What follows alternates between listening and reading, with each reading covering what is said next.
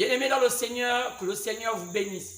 Alors, je suis reconnaissant à Dieu d'être encore en ce lieu, ce mercredi 26 août 2020. Et vous savez que je me sens bien parce que je crois que les messages qui vous sont apportés vous apportent un réconfort. Et je pense que ce n'est pas de moi-même, car il était dit que c'est poussé par le Saint-Esprit que les saints ont parlé de la part du Seigneur. Et ce soir, je pense que c'est le même Dieu qui utilisa Paul, qui utilisa Pierre, qui a utilisé ces oins, qui m'utilise ce soir. Et je pense que comme je vois dans les vues, je pense qu'il y a plusieurs qui m'écoutent. Et je voulais vous saluer par là vous trouvez, que ce soit à Libreville, que ce soit à Kanda, que ce soit dans les provinces et même au Vendo, dans les 9 provinces du Gabon.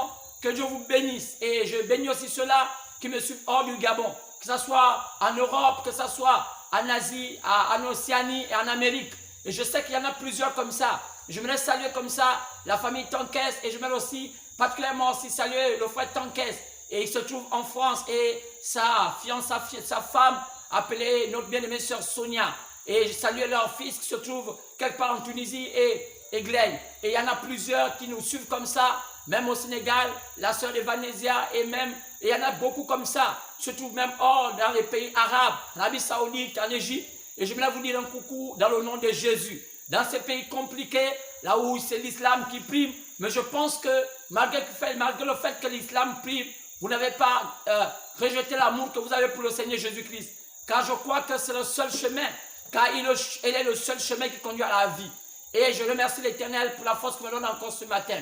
Et ce soir, je voudrais vous saluer tous ceux-là qui contribuent pour l'œuvre et qui donnent par leurs offrandes et leurs dîmes, qui font en sorte que les méga-hôpitaux soient apportés. Et je veux aussi saluer particulièrement notre frère David Gaël qui se force à vous poster ces vidéos. Car vous savez que ce n'est pas facile. C'est une technologie un peu plus haute. Et vous savez que tous ces temps-ci, le diable a fait tout pour qu'il y ait des complications. Vous savez, je vous ai déjà parlé comment Satan travaille. Et je pense que vous comprenez cela. Et vous savez, il s'est démêlé. Vous savez, la fois dernière, vous avez la dernière vidéo. Très tard, et je crois le lendemain, c'est la première fois qu'on ait une telle chose. Pourquoi? Parce qu'il n'était pas facile pour nous de poster. On a essayé jusqu'à près de 1 h du matin, ça ne marchait pas. Il a fallu qu'il démêle le frère David Gaël de faire tout pour qu'il puisse poster cela. Que le Seigneur le bénisse richement, et je pense que ça fera du bien. Souvent aussi de lui envoyer des commentaires et le saluer, disant que frère Gaël, David Gaël, que Dieu te bénisse pour tout ce que tu fais comme travail. Alors je bénis tous les frères et sœurs qui contribuent par leur offrande et leur dîme aussi pour qu'on puisse poster ces vidéos. Que Dieu les bénisse richement et merci pour tout ce que le Seigneur fait dans vos vies. Et pour ceux-là qui retrouvent la guérison, ceux qui étaient malades, qui se sentent bien. Et je suis béni, je suis reconnaissant à Dieu du fait que le Seigneur garde ses enfants sous ses ailes. Et Perfection Tabernacle, malgré la COVID-19 que nous avons eue, que nous avons aujourd'hui, nous n'avons pas enregistré des morts. Et Dieu nous a gardés. Ce n'est pas que nous sommes meilleurs par rapport aux autres, seulement parce que nous avons eu la grâce de l'Éternel. Et nous avons eu la foi que ce n'est pas par le corona que nous allons maintenant mourir. Car nous savons que nous avons essayé de prêcher l'origine de cette maladie. C'est pourquoi nous avons eu foi en ce temps difficile. Nous avons encore foi en ce temps difficile. Et ce n'est pas le corona qui va nous faire peur. Car nous attendons des persécutions même plus grandes que cela. Et je crois sincèrement que le Seigneur nous a tellement gardés. Merci Seigneur d'avoir gardé tous ces enfants de Perfection Tabernacle. Et nous n'avons pas enregistré aucun parmi nous qui a subi un dommage, quelle que soit même la maladie. Personne ne m'a appelé pour dire, pasteur, je suis atteint du corona, alors que Dieu soit loué, parce que nous avons déjà été avertis. Ça fait pratiquement plus de 5 ans que nous prêchons ces messages sur des choses qui doivent arriver. Et ça ne nous a pas surpris de ce qui est arrivé aujourd'hui sur la terre. Et lorsqu'on a seulement vu cela, on a compris, c'était seulement l'accomplissement de ce que Dieu nous avait déjà prévenu. C'est que nous avons engagé un message sur la vision 500. La vision 500, c'est quelque chose qui parlait sur les jubilés. On a commencé à parler des jubilés de chaque pays, de chaque continent. Et nous sommes tombés au Gabon. Et nous avons compris aussi que chaque pays a 50 ans de temps de lumière. Après vient les ténèbres. Et nous avons commencé à calculer le jubilé du Gabon. Et nous savons qu'il reste à peine quelques années pour le Gabon. Après le Gabon, tombera aussi dans les ténèbres. Mais pour le peu de temps qui reste au Gabon, qu'est-ce que nous devons faire? Nous devons nous atteler à la parole et nous en tenir à la parole. Seulement la parole, parce que nous savons que rien ne peut se faire sans la parole. Quel que soit ce qui peut se faire, rien ne peut se faire sans la parole. Même si aujourd'hui elle est tronquée par beaucoup de charlatans que des vrais hommes de Dieu par beaucoup des hommes qui se prétendent être des pasteurs, ou même des prophétesses, ou même, pourquoi pas, des évangélistes. Ça va dans tous les sens. Mais nous croyons que notre Dieu est vivant. Il n'est pas mort. Il est le même hier, aujourd'hui, éternellement, comme dit Hébreux 13, 8. Alors c'est pourquoi nous remercions l'Éternel pour cela. Vous savez qu'à la fin de nous avons terminé notre message sur le monde des ténèbres, parlant du domaine de la sorcellerie. Et je pense que vous avez été ravis. Plusieurs ont écouté cela. Et s'il n'y a pas des gens qui ont déjà écouté encore ce message, si vous pouvez seulement partager cette vidéo à beaucoup de gens partout dans le monde pour comprendre comment fonctionne ce monde. Et je vous ai fait comprendre que c'est un mensonge lorsqu'on vous fait comprendre que on s'initie pour être sorcier. C'est un mensonge lorsqu'on vous dit qu'on devient sorcier en mangeant la chair humaine. C'est un mensonge lorsqu'on vous dit on devient sorcier en prenant le breuvage comme du sang.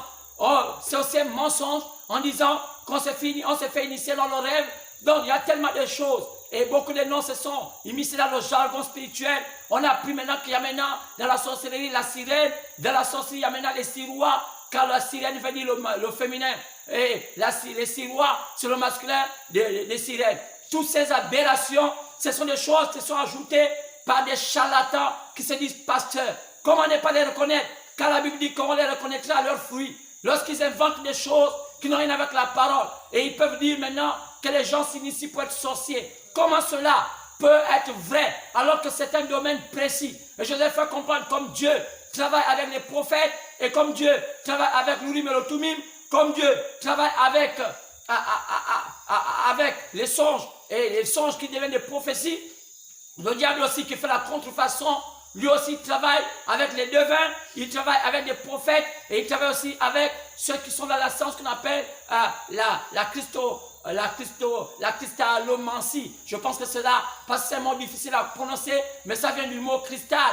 Quand ils utilisent le cristal, comme vous voyez, ils utilisent ce qu'on appelle la boule de cristal, pour pouvoir dire qu'ils voient des choses alors qu'ils ne voient pas, seulement parce qu'ils séduisent les gens. Alors, chez nous en Afrique, comme au Gabon, nous on n'a pas assez de moyens pour avoir un cristal, sinon avoir cette boule d'ambiance. Mais qu'est-ce qu'on en utilise? Chez nous, on utilise ce qu'on appelle un miroir. Lorsque vous voyez ces hommes que vous appelez Nganga au Gabon, avec un miroir, ils veulent imiter ce qu'on appelle la science de la cristallomancie. Alors, c'est là ils veulent dire aux gens qu'au travers de leur miroir, ils voient des choses. Alors que c'est faux. C'est un mensonge du diable. Je vous ai dit que c'est le domaine, qu'il s'agit des faux prophètes, ou bien le domaine de la cristallomancie, c'est un domaine de la ruse. Et le diable utilise ce qu'on appelle quand les esprits séducteurs.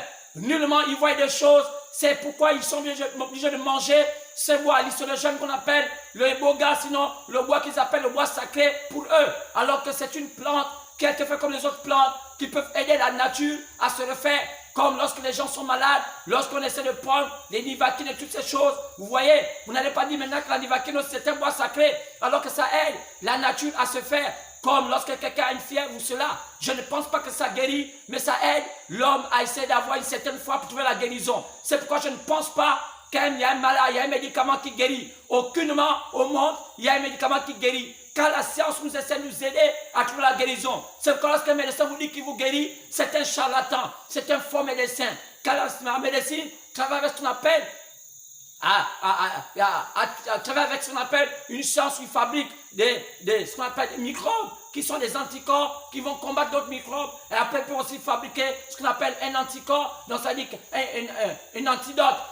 Donc il y a un microbe et l'antimicrobe qu'on appelle l'antidote. Donc c'est pourquoi la science n'est limitée qu'à ça. Lorsqu'ils savent que le médicament est difficile, la maladie est difficile, qu'est-ce qu'ils font? Ils fabriquent dans les laboratoires, comme on a vu, ce qui se passe à Guyane, ils fabriquent des germes, sinon des microbes qui vont combattre des microbes qui vous infectent. Alors, c'est là où, lorsque ces microbes sont vaincus, alors, automatiquement, on appelle que vous êtes guéri. Alors, je vous ai parlé de cela lorsque je parlais de l'autre sujet, au domaine physique, où on parlait de la maladie. Mais cette fois-ci, je vous ai dit que non, que tout ce qui se passe autour de la sorcellerie, il y a beaucoup, sinon 99% de mensonges qui est mis comme ça et les gens s'en tiennent à ça alors que ce n'est pas vrai. Alors, je vous ai fait comprendre qu'au point de ce temps, Anne a expliqué cela. Il nous a démontré que même si un homme mange la chair humaine, ça ne fait pas de lui un sorcier.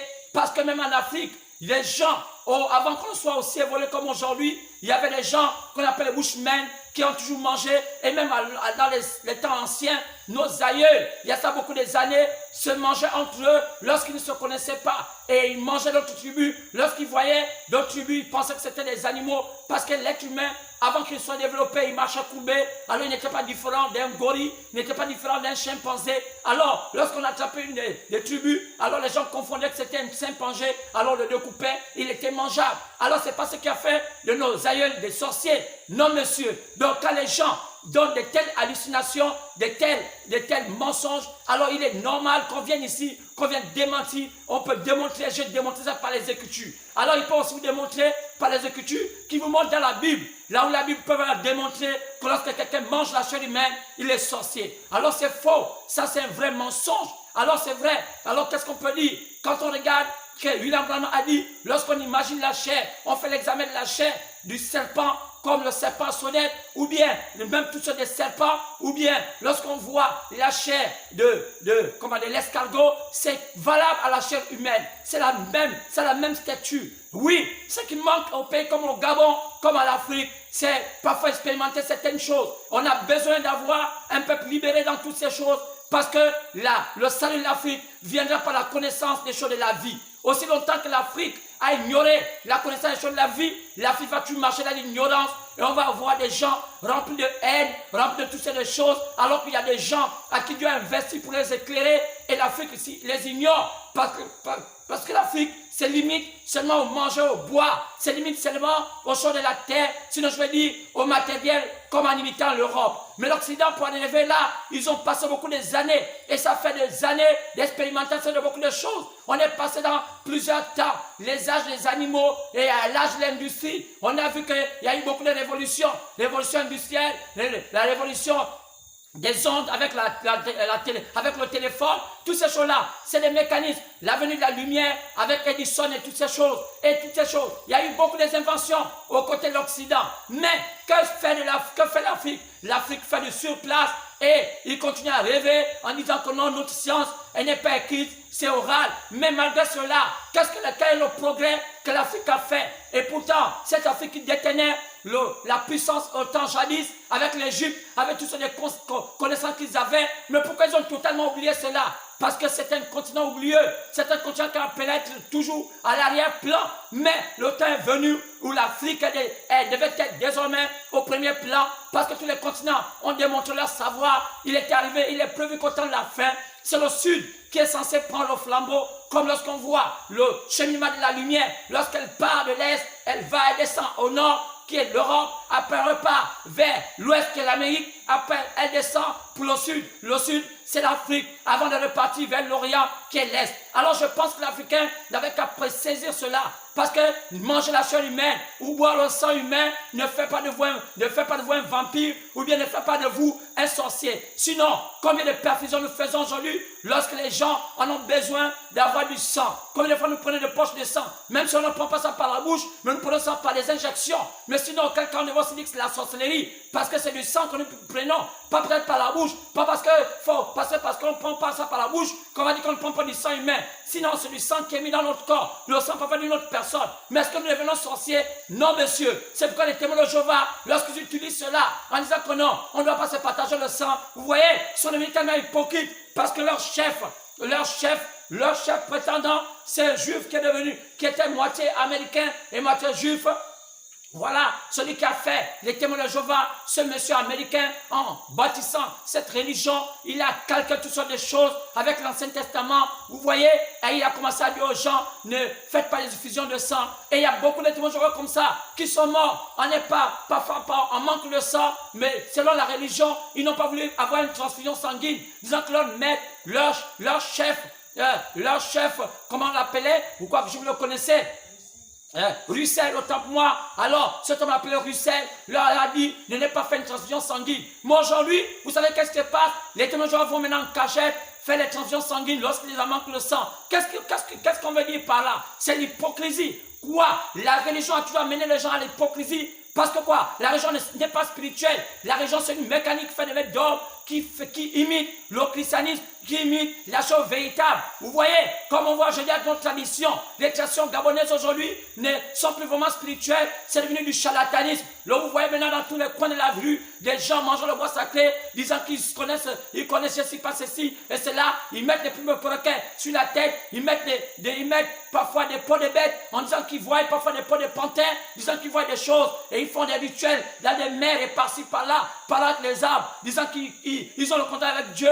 Mais je vous dis, assurément, il y en avait des gens qui avaient ces choses, qui savaient comment avoir le contact du monde invisible. Mais quand on voit aujourd'hui au Gabon, et même en Afrique, et même dans le monde aujourd'hui, il y a peu aujourd'hui qui sont des vrais sorciers, qui sont seulement des charlatans, qui sont en train d'appâter les gens et amener les gens dans le mensonge. C'est comme ça que les pasteurs de ce temps ont pris le relais et aujourd'hui, ce sont eux qui sont devenus les charlatans du 21e siècle, sinon depuis le 20e siècle, avec le mensonge, disant qu'ils parlent avec Dieu, alors qu'ils n'ont même pas le contact, ils n'ont même pas la possibilité d'avoir, ne fût qu'un petit degré de la spiritualité pour avoir le contact avec le premier degré de la spiritualité. Mais qu'est-ce qui se passe? Parce qu'aujourd'hui, il y a un vide. Le vide, c'est que l'Afrique manque de véritables hommes. L'Afrique manque de véritables fondements. Mais ce soir, je vais te dire de te tenir tranquille, car ce qui est en train de se dire aujourd'hui, c'est la vérité. Oh, c'est vrai, j'ai peut-être écouté aujourd'hui à la première chaîne gabonaise qu'ils ont diffusé une prédication d'une dame qu'on appelle, je ne sais pas, cette prophétesse, je ne sais pas c'est quoi, comment ils appellent cela, et je suis dessus de voir que c'est un pays bizarre. Vous savez, elle parle bien. Cette femme allemande, je crois, elle parle très bien. Je ne sais pas comment ils appellent, si c'est la prophétesse Michael, je ne sais pas comment ils appellent, comment c'est l'ange quoi, mais c'est une femme qui est en Allemagne et qui diffuse les messages soit dans la parole, parlant de la paix, elle s'est dit prophétesse. Mais lorsque j'écoute cela, c'est bien d'avoir ce genre de choses. C'est bien d'avoir un calmant, mais ce qui est bien, c'est d'avoir le remède du calmant. Au lieu d'avoir seulement un calmant, mais il faut avoir le remède. On n'est pas dans le temps aujourd'hui d'avoir un placebo. Car le placebo, c'est un calmant. Lorsque quelqu'un est malade, il peut prendre l'Anivaquil, bien, il veut prendre le temps pour moi. Le paracétamol, mais le paracétamol n'est pas un médicament. Ce n'est qu'un placebo. Ce n'est quelque chose qui peut atténuer la fièvre. Mais la maladie lui-même a un remède approprié. C'est pourquoi, au lieu d'aller dans tous les sens, les Gabonais ont besoin de revenir à la parole. S'ils se sont enfuis de la parole, alors qu'ils ont été obligés de faire autant des églises, comme autant des partis politiques, comme autant des temples de Ngozé, alors cela ne va pas aider le Gabon. Mais je pense que l'heure est venue où ce pays, qui est un si petit pays, mais aux yeux du monde invisible, un grand pays dans le monde mystique, parce qu'il est placé dans ce qu'on appelle l'équateur. Tout ce qui est passé à l'équateur, vous savez que l'équateur, c'est cette ligne imaginaire où naviguent les esprits. Lorsqu'on divise le monde à deux, le monde est divisé par cette ligne imaginaire qu'on appelle l'équateur. Et le Gabon étant situé à l'équateur, le milieu de l'équateur, vous savez, le Gabon est compté parmi les pays qui reçoivent des ondes invisibles, des ondes les plus élevées dans le monde invisible, d'où le Gabon a été situé dans le Conseil des Nations comme étant un berceau du monde mystique. C'est pourquoi le peuple gabonais, que vous voulez ou vous voulez pas, vous êtes sous l'influence du monde mystique. Vous êtes sous l'influence des pouvoirs mystiques parce que vous êtes situé à l'équateur. C'est pourquoi, si vous ne savez pas cela, rapprochez-vous des hommes qui connaissent comment l'équateur agit. Quels sont les esprits qui agissent à l'équateur. C'est pourquoi ce soir, je vous apporte un autre message loin du monde de la sorcellerie, alors que j'avais déjà pratiquement clos ce message. C'est pour vous dire que on ne s'initie pas à la sorcellerie, on ne mange pas la chair humaine pour devenir sorcier, on ne boit pas le sang humain pour devenir sorcier, on ne fait pas tous ces choses qu'on raconte. Ça, c'est du mensonge venant du diable. Alors, je peux démontrer cela à tout le monde. Et celui qui pense que c'est faux, alors il peut seulement me faire une invitation.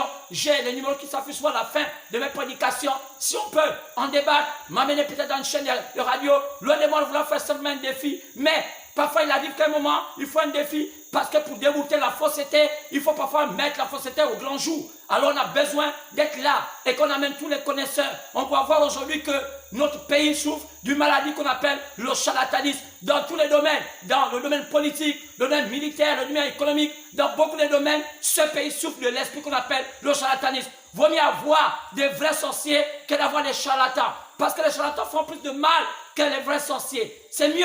Alors je vous ai démontré ça avec la femme, la sorcière d'Andor. Et je vous ai compris, je vous ai montré qu'elle a donné à manger à Saoul. Ça n'a pas fait de Saoul un sorcier. Et je peux démontrer plusieurs fois. On a vu un homme appelé, qu'on appelle Judas Iscariote. C'est un type de vrai sorcier. il a aussi fait tout avec Jésus. Mais ça n'a pas fait de Jésus un sorcier lorsqu'il avait partagé le lit, ou bien il a mangé peut-être la nourriture préparée par Judas, car il n'y avait pas beaucoup de gens qui étaient là autour d'eux. Judas, c'est sûr qu'un jour, a lui donné quelque chose à manger à Jésus. Mais ça n'a pas fait de Jésus, ou bien de Pierre un sorcier. Alors, il y a tellement de balivernes comme ça. J'ai aussi parlé de la guerre mondiale. Combien de soldats, en manque de manger, dans l'état de survie, ont mangé la chair humaine, en coupant leurs amis morts, qui ne sont pas devenus sorciers. Mais comment les gens peuvent s'amuser à dire ces choses en se basant sur des balivernes qui se racontent dans des villages, et parfois dans des villages rétrogrades, un peu partout comme au sud, et même dans le nord. Alors cela est basé, même quand on voit aujourd'hui, par nos petits rituels, qu'on voit aujourd'hui des Ngosé, qui n'ont plus rien à voir avec les véritables affaires qui se faisaient avant. Alors, comment les gens se basaient sur ça et prêchaient l'évangile de Jésus-Christ? Honte à vous, vous qui croyez à cela et qui soutenez de tels ministères avec de mensonges. Comment de la même bouche qui sort le mensonge va se sortir la vérité? C'est pas possible. Quand vous les voyez qui placent leurs femmes étant des prophétesses avec des chairs, derrière la chair, prêchant l'évangile, et va parfois des prophétesses et même pourquoi pas des évangélistes et toutes ces choses-là, alors que c'est contre la Bible et vous les appelez des pasteurs, alors que la Bible nous montre que c'est leur fruit, qu'on reconnaîtra que ce sont des faux. Lorsque vous les regardez comme ça, vous les appelez pasteurs alors que ce sont des imposteurs. L'heure est venue et Dieu a permis qu'il y ait le coronavirus. Et aujourd'hui, on peut maintenant comprendre que tout cela n'était que du pipeau et ils vivaient de cela. C'est leur commerce. Et lorsqu'aujourd'hui les églises sont fermées, ils ne savent plus comment s'en sortir parce qu'ils avaient déjà tout un patrimoine. Mais loin de moi de dire qu'on laisse l'église fermée, mais je sais que ça a beaucoup affecté leur économie car ils ont pris à l'église en otage à l'église. Ils ont pris les hommes en otage par rapport à leurs églises et ils ont appelé ça l'église. Mais c'est quoi l'église? Ce n'est pas leur bâtiment, malgré que ça soit bien confortable. Loin de moi d'être jaloux de cela, mais je dis que ce n'est pas ça qui construit l'église, mais Dieu n'a qu'une seule église. L'église là, nous pour entrer, on entre par le baptême du Saint-Esprit et il faut avoir une expérience avec Dieu.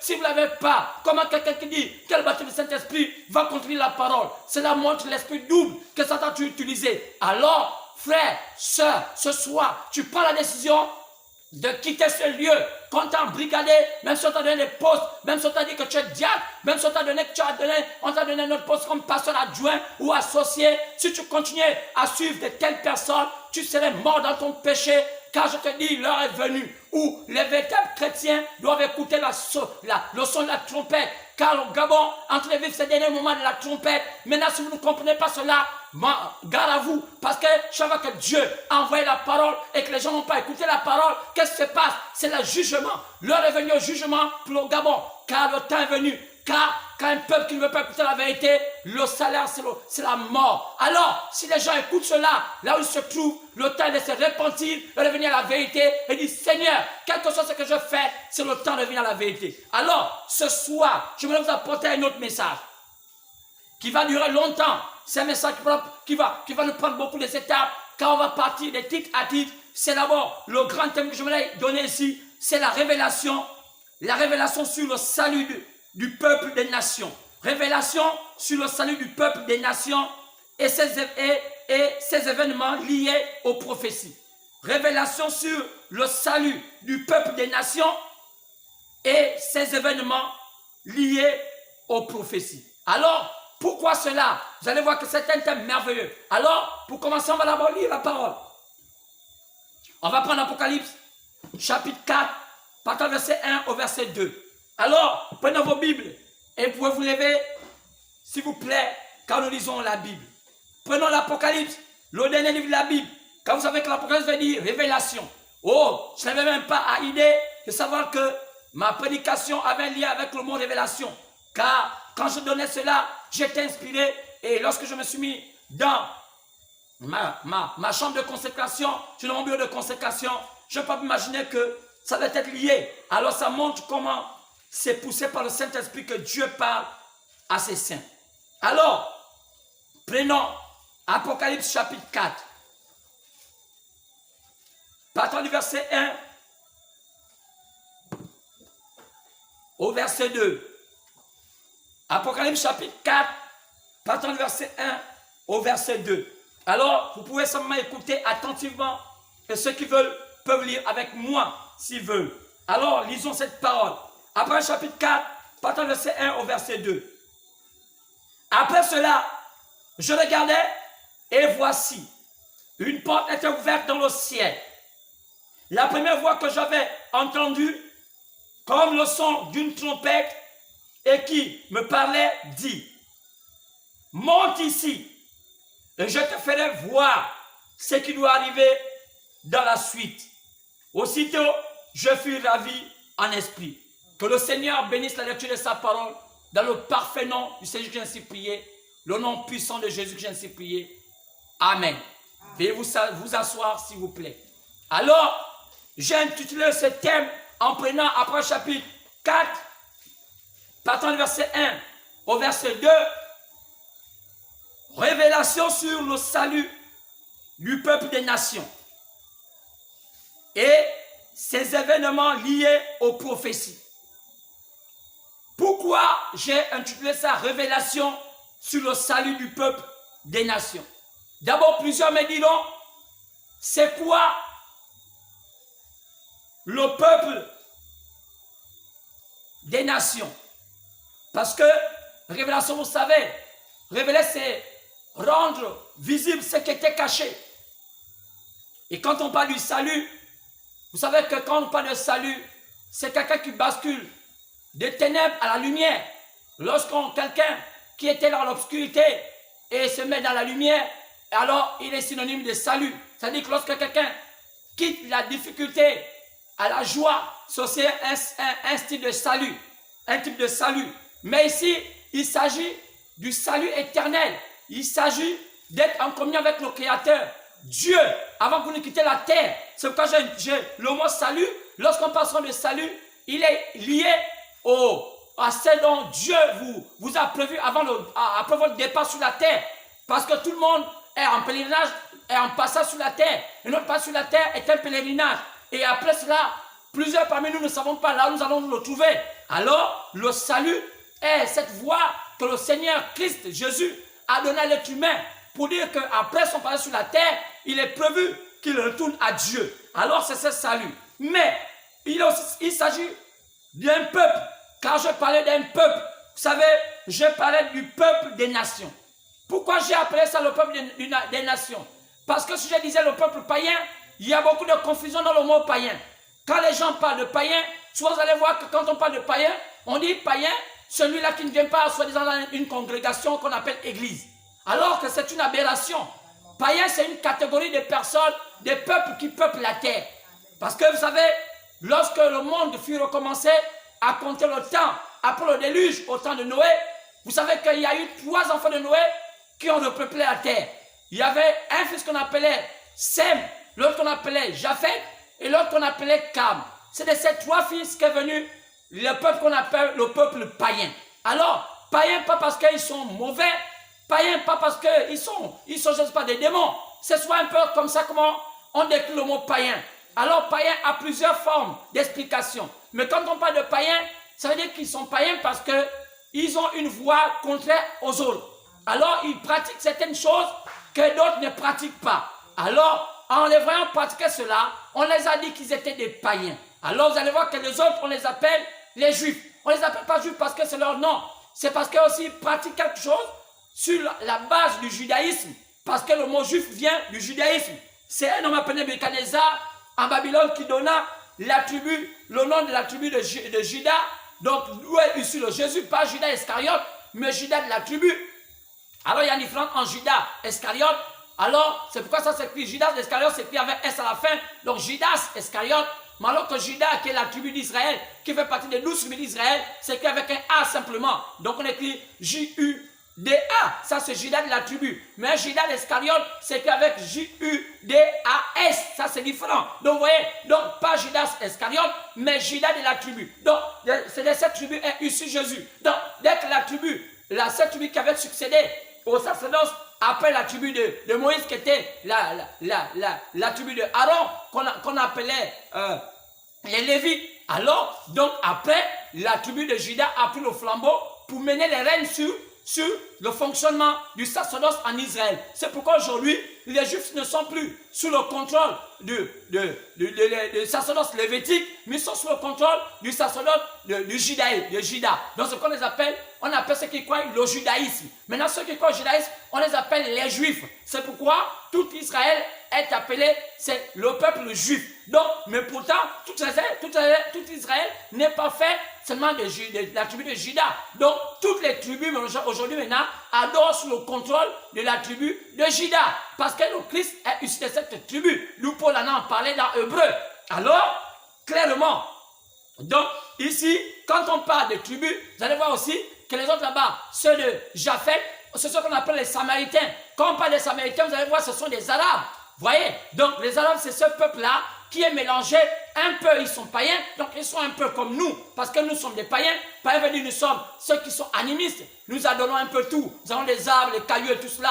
Et nous avons des bêtes et tout cela. Donc, ce qu'on nous appelle des animistes. Donc, c'est nous qu'on appelle des païens. Alors, les Arabes, c'est ce peuple-là qui est à cheval entre les païens et le peuple juif. Donc, vous allez voir qu'eux, ils sont en Orient. Il y a même d'autres qui sont un peu en Afrique. Donc, ils ont, par leur culture, par leur coutume, un peu du judaïsme, un peu de la coutume juive, un peu de coutume païenne. Donc, c'est pourquoi on les appelle les Samaritains. Alors, vous remarquez que même dans leur religion qu'ils appellent l'islam, c'est une religion, là où vous voyez, il y a un peu du judaïsme, donc ils vont parler de l'Ancien Testament, mais il y a aussi ce qu'on appelle du paganisme, donc les animistes, vous allez voir qu'ils utilisent là-bas des marabouts et tout cela. Donc ils ont toujours été comme ça. Donc ils sont un peu blancs, un peu noirs, on peut les appeler des gris. Donc ils sont toujours un peu comme des corbeaux. Donc ils n'ont pas de position, donc c'est un peu cela. Et c'est là où est allé le fils d'Agar, qu'on appelait Ismaël. C'est pourquoi il est comme le père des Arabes. Il est le père des Arabes. Alors, donc vous allez voir que leur religion est basée sur l'argent et sur la superstition. Vous allez voir que beaucoup de croyances qui ont été influencées par l'islam, leur croyance est basée beaucoup sur de la superstition et l'argent. Donc vous allez voir même le bouddhisme et toutes ces choses-là, l'hindouisme, vous allez voir toutes ces choses-là. Donc c'est un peu du paganisme mélangé avec un peu de l'Ancien Testament, donc le judaïsme, donc on peut dire, donc c'est un truc comme ça. Mais ici, là, il s'agit de parler du Gabon, il s'agit de parler de l'Afrique, il s'agit de parler des peuples, des nations, appelés les païens. Donc, il est important de comprendre que le Gabon fait partie du peuple qu'on appelle le peuple païen, qu'on appelle autrement les nations. Donc, parfois, selon l'histoire, les gens, quand on parle de nations, on voit seulement des drapeaux. Non, le mot nation, quand la Bible parle des nations ici, la Bible parle des païens. La Bible ne parle pas nation en tant que telle, parce que lorsque la Bible parlait, nation n'existait pas encore. Regardez bien, lorsque la Bible était encore écrite, vous voyez, on n'appelait pas encore des peuples nations. Mais pourtant, bien avant, on parlait déjà des nations. Les nations n'existaient même pas encore. Donc, aujourd'hui, le mot nation a pris une autre forme. C'est pourquoi on remarque que quand on parle des nations, les gens voient seulement les pays avec des drapeaux, des constitutions, des présidents. Mais en réalité, dans l'étymologie profonde du mot nation, c'était des païens qu'on appelait les nations. C'est pourquoi il y a une prophétie liée aux païens. Il y a une prophétie qui est liée au peuple païen. C'est pourquoi chaque peuple avait une prophétie liée avait une prophétie propre liée à sa survie sur terre. Donc, on peut dire que même Israël, selon les Juifs, ils avaient aussi leur prophétie liée à leur survie sur la terre. Comme aussi les Samaritains avaient leur prophétie liée aussi à leur survie sur la terre. Donc, on ne pouvait pas mélanger le salut des Juifs avec le salut des païens. On ne pouvait pas mélanger le salut des Samaritains avec le salut des Juifs. Chacun avait son salut. Donc, moi, en tant que païen, en tant que Gabonais, en tant qu'animiste d'origine, c'est-à-dire que de naissance, je suis né dans un pays païen, un pays animiste, alors je peux me retrouver quand je prêche aujourd'hui, parce que quand on parle des nations dans la Bible, il s'agit des païens. Lorsque vous regardez dans la Bible, vous allez voir que Jésus était parti en Samarie, donc chez les Samaritains. Jésus est parti en Israël, donc qui représentait le centre de la spiritualité du judaïsme, donc des Juifs. Mais Jésus n'est jamais parti chez les païens. Alors, vous allez comprendre que Rome, c'était chez les païens, mais Jésus n'est pas allé à Rome. Remarquez tout cela. Même quand il est parti tout petit en Égypte, ça, comme disent les gens aujourd'hui, oh non, il est parti se faire initier. Où est-ce qu'il était entre 12 ans et 30 ans? C'est une aberration. Comment un enfant pouvait être initié, alors qu'à cette époque-là, quand on parle des initiations, s'il est parti en Égypte, dans quel Égypte il s'est fait initier? Vous avez, il y a tellement d'aberrations. L'Égypte n'était plus une puissance. Quand on voit au temps de Jésus, l'Égypte n'était plus une puissance. L'Égypte était déjà chaotique. C'était un Égypte renouvelé. C'était un Égypte mélangé avec les Arabes, un peu l'Égypte, un peu de païens avec les Arabes. Maintenant, de quel Égypte Jésus devait encore être initié alors que l'Égypte ancienne n'existait plus? Est-ce que vous ne pouvez pas compter le temps entre le temps où Jésus est parti au temps d'Hérode en Égypte quand il était bébé et l'Égypte de Moïse? Mais c'était des milliers d'années. Maintenant, comment il devait encore se faire initier alors que l'Égypte ancienne avait déjà disparu? Il s'est fait initier à quoi? Allez-y aujourd'hui en Égypte. Quand vous partez en Égypte aujourd'hui, est-ce qu'aujourd'hui vous pouvez voir qu'en Égypte on se fait initier au Witi? Pourquoi aujourd'hui en Égypte on ne se fait pas initier au Witi ou bien à toutes sortes de choses? Allez en Égypte, vous allez trouver que c'est un pays qui est normalement appartenant à l'Afrique, mais pourtant, quand on voit bien, c'est un pays arabe. Lorsqu'on regarde bien tout ce qu'ils font, et vous voyez que la religion qui domine en Égypte, c'est la religion musulmane. Alors, comment? Maintenant, à quel moment Jésus allait se faire initier à quoi? À l'islam? Donc, il y a tellement de confusion dans ce que les gens nous racontent. Alors, il faut s'en tenir à ce que la parole de Dieu dit. Savoir que Jésus, entre 12 et 30 ans, était avec une famille, la famille de Marc, de Marie et Lazare. C'est une famille qui l'a accueilli après la mort de Joseph. Parce qu'il y a une coutume en Israël, lorsque le papa meurt, les enfants n'ont plus le devoir d'être sous le contrôle de leur maman. Parce que la maman ne doit pas éduquer les enfants. Ils doivent chercher une famille d'accueil. Parce que la maman devient, elle devient, comme on appelle, veuve. Et parfois, vous voyez, lorsqu'elle est veuve, elle ne peut plus bien lui-même, elle ne peut plus éduquer ses enfants seule. Alors elle envoie, là où il y a des pères. Donc, Jésus s'est donné une famille d'accueil. Et cette famille, c'était la famille de Marc, Marie et Lazare. C'est là où il a connu Lazare qui était son ami d'enfance. Donc, ne pas connaître ces choses, cela amène les gens dans les ténèbres. Alors, c'est pourquoi je disais que ici, le peuple des nations, c'est le peuple païen. Alors, vous savez, là-dedans, il y a des événements qui sont liés à ce peuple-là par rapport aux prophéties. C'est quoi une prophétie? Une prophétie, c'est quelque chose qui a été dit et qui doit s'accomplir à un temps précis. C'est pourquoi, quand j'ai lu Apocalypse chapitre 4, pardon, verset 1 à 2, je vous ai dit ici que Jean, Dieu, avait parlé au prophète Jean, je vais dire à l'apôtre Jean, il a dit à Jean, et il a dit, il s'était écrit ici, il dit, après cela, Jean regardait, et voici, une porte s'était ouverte au ciel.